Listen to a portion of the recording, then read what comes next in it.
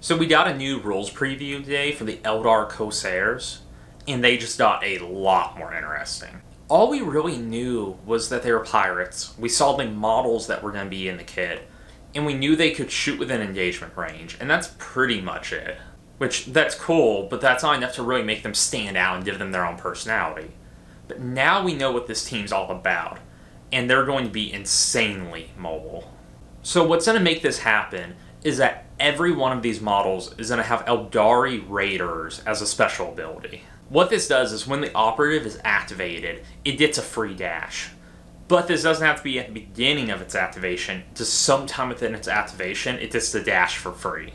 So besides just adding extra movement, what this can allow you to do is you can move, you can shoot at the enemy, and then you can dash back into safety. So as long as a dash is one thing you wanted to do, you can treat these 2 APL operatives like 3 APL. So one of my favorite models to use is the Orc Daka Boy in the Commando team. This is because you can jump out, shoot at somebody, dash back behind cover, and he can just be really slippery and hard to hit. He can just be completely safe if you play it right and your opponent doesn't stop you from doing it. While that one model can be really irritating for the opponent, this is basically an entire team of them.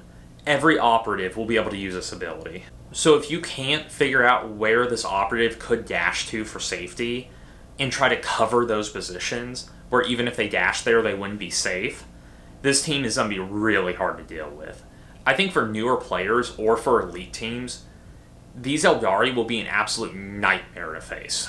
The Warhammer community article did say these are going to be squishy models. They probably won't have a lot of wounds, and they probably have a pretty weak save, but if you just don't get shot at, that doesn't really matter now, does it? So we also got to see 2 ploys for this team, and they're both going to add to the mobility.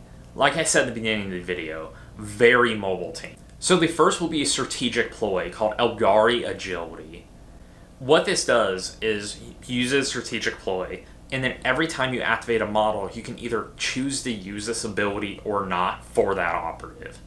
If you do, the operative can no longer shoot or fight, but it gets an extra inch of movement to dashes, normal moves, and fallback.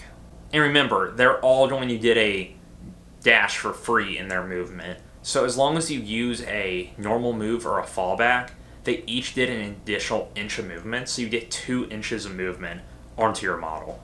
Since they hinted this isn't going to be an elite kill team, you're going to have a decent number of models, so adding 2 extra inches of movement on every model can add up to a lot of extra mobility during the turning point. The next ploy we have is plunders. What this does is you choose 3 operatives and they all get to perform a free dash. So I think this is not going to be within their activation, so I'm not 100% sure how this will play out. But I think because it's not in their activation, you can use this free dash with the ploy, and then when they activate, you still get your additional free dash. I think that's how it's going to work. Not 100% sure on that, though. But there is a caveat to this one. If there's an objective on the board that hasn't been picked up, you have to move your operatives closer to that objective. But it did say closer, not as close as possible. So this means you can probably move parallel to that objective as long as you just move a tiny bit closer to it. So as long as you're half an inch closer to the objective, you should be fine. You can use this to either get out of a dangerous situation, like if you know your model's just going to get blasted, or moving to where you can take the offensive in the following turn. So there's a couple ways you could use this. The obvious one is just getting closer to the objective so you can get to it the following turn. Alright, so that covers all the previews we had for the Eldar today. I was out of town on a work trip, so I didn't get to talk about the Chaos previews yet. Within the next couple of days, I want to do a video on that. Obviously, I'll say what the previews were in that video. But I think those had implications that will affect Kill Team as a whole, not just Chaos teams.